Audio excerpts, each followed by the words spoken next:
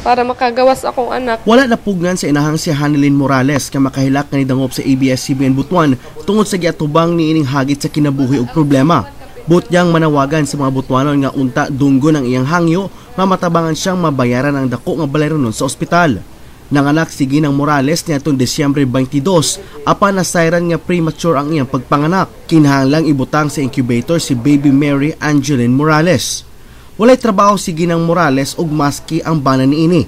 Mukabat sa kapin 100,000 pesos ang kinahanglang bayaran aron makagawas na sa maternity hospital ang bata.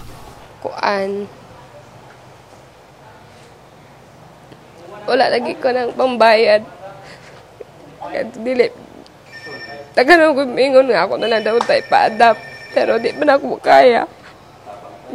Maunta mga kong tabang kung kinsay na ay kabalo maluoy diha. Tabangan ko ang makagawas akong anak. Ay di na ko kaya ihatag sa lain.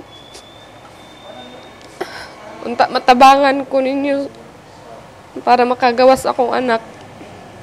Kada adlaw 700 pesos ang angay bayaran sa pamilyang Morales gawas sa 100,000 pesos nga kinahanglan bayaran para sa mga tambal ug sa uban pang hospital charges. Mga kapamilya, nanawagan si baby Mary Angeline nga unta tabangan ninyo siya nga makagawas na sa ospital.